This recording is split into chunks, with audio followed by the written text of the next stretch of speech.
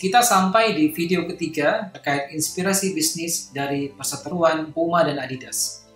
Jika Anda belum menonton seri ke-1 dan ke-2, silakan dapatkan linknya di bagian deskripsi. Di seri yang ketiga ini, kita akan menarik inspirasi dari fenomena konfliknya itu sendiri, yang puncaknya terjadi di 1948, di mana perusahaan Dassler dibagi menjadi dua, baik secara aset maupun karyawan. Adi menamai perusahaan barunya Adidas, kombinasi dari nama depan dan belakangnya. Rudy awalnya coba meniru cara penamaan saudaranya ini, yang akhirnya diubah menjadi nama yang lebih atraktif, yakni Puma. Kedua perusahaan ini memiliki lokasi produksi di kota yang sama yang dipisahkan oleh Sungai Aura. Pabrik Adidas di sebelah utara, pabrik Puma di sebelah selatan. Persaingan awal antara Puma dan Adidas di kota Herzogenaurach mengarah pada konflik yang membuat levelnya sudah seperti persaingan antar geng. Jadi masing-masing kubu punya klub olahraga sendiri, toko roti sendiri, barnya sendiri, sampai tempat cukurnya juga sendiri-sendiri. Rata-rata usaha lokal di sana hanya akan melayani pihak Adidas saja atau Puma saja. Anda bisa cek di Wikipedia, karyawan dari dua perusahaan ini tidak saling sapa satu sama lain. Warganya punya kebiasaan untuk mengecek terlebih dahulu sepatu orang lain sebagai pertimbangan untuk melakukan interaksi. Sehingga bahkan pacaran dan menikah dengan kubu sebelah itu juga dilarang. Nah, lantas inspirasi semacam apa sih yang bisa kita dapatkan dari sini? Silakan terus simak videonya ya.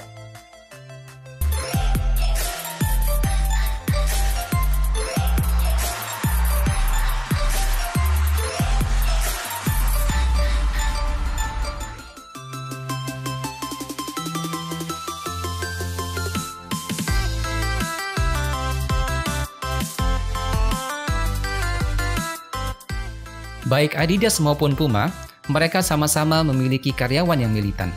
Dan meskipun bukan merupakan sesuatu yang disengaja ataupun direncanakan, sesungguhnya mereka berdua mendapatkan dampak dari fenomena bersatu karena adanya musuh bersama.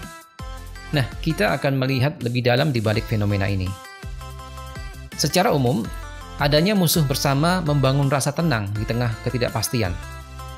Dan di Jerman pasca Perang Dunia Kedua, segala infrastruktur boleh dibilang hancur karena perang, banyak yang kehilangan pekerjaan, dan unsur ketidakpastian itu sangat tinggi, terlebih di perusahaan Dassler bersaudara saat itu.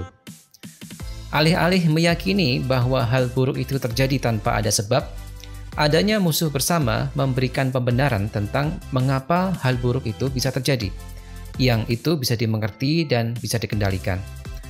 Jadi alih-alih menyalahkan diri sendiri, adalah lebih mudah untuk menunjuk pihak lain. Terlebih bila pihak seberang memang jelas-jelas memiliki sikap oposisi. Secara umum, adanya common enemy mengarah pada kelompok yang lebih kohesif, dan ini kemudian dimanfaatkan secara sengaja ataupun tidak untuk menyatukan suatu golongan tertentu. Di Amerika pasca 9/11, dengan begitu banyaknya korban jiwa dan trauma, adalah relatif mudah untuk memantik sikap oposisi terhadap terorisme, khususnya terhadap pihak tertentu. Banyak warga Amerika yang jiwa patriotisme dan kecintaan terhadap negaranya semakin bertambah secara signifikan pasca peristiwa 9/11. Ini dia kuncinya, bahwa adanya musuh bersama memunculkan rasa cinta dan loyalitas yang lebih besar pada golongan di mana seseorang berada, termasuk sikap bersahabat, menjaga dan melindungi terhadap orang-orang yang ada di sana. Kita bisa melihat sendiri bagaimana semisal supporter tim sepak bola ketika bertemu dengan supporter dari tim lain yang akan cenderung menunjukkan sikap yang mengarah pada permusuhan, padahal bertemunya juga baru kali itu. Dan sebaliknya terhadap rekan supporter yang satu tim, mereka bisa dipastikan akan bersikap akrab, padahal kenalan juga baru itu. Dalam konteks bisnis, strategi menciptakan musuh bersama diterapkan semisal oleh FedEx di masa-masa awalnya, di mana kepada setiap karyawan ditanamkan sikap untuk membenci UPS. Di tahun 1984, Apple memulai strategi membangun common enemy dengan meluncurkan serial iklan Mac versus PC.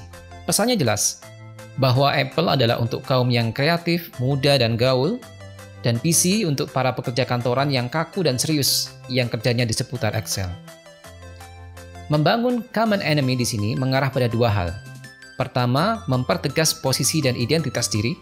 Dan kedua, menanamkan rasa tidak suka pada suatu ide, prinsip, atau identitas yang lain. Maka, bahkan ketika suatu bisnis tidak menunjuk atau mendeklarasikan suatu musuh bersama, minimal dia harus jelas dengan identitasnya.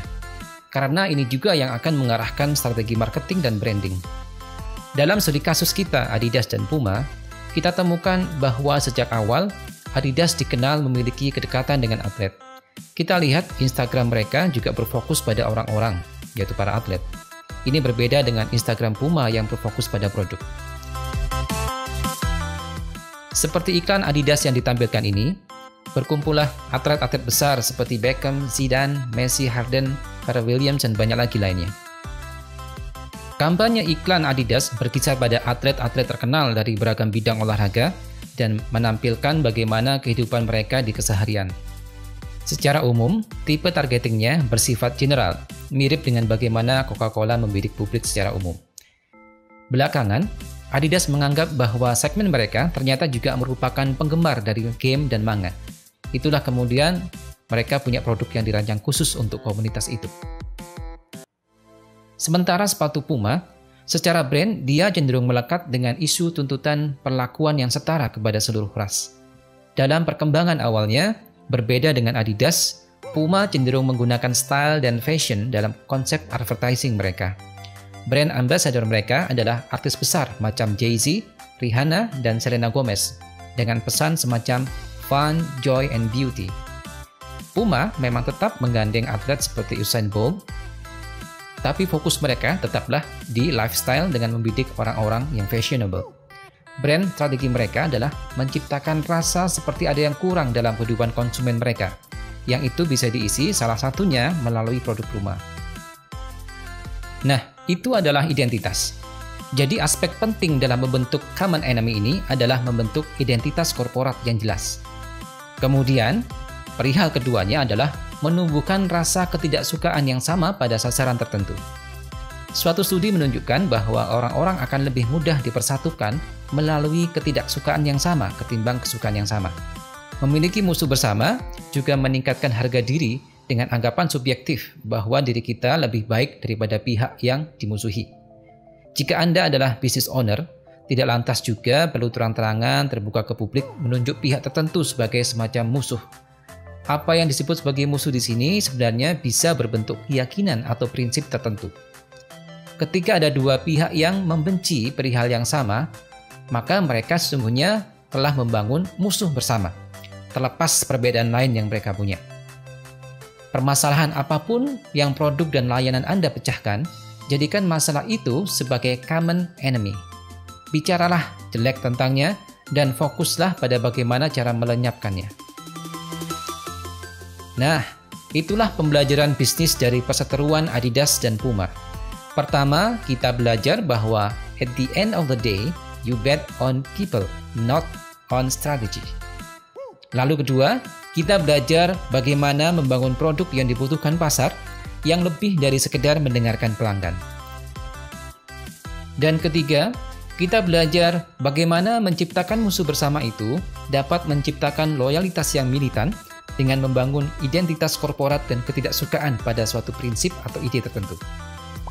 Semoga inspirasi ini bermanfaat. Jangan lupa like, subscribe, dan nyalakan notifikasinya untuk terus mendapatkan video bermanfaat yang lain.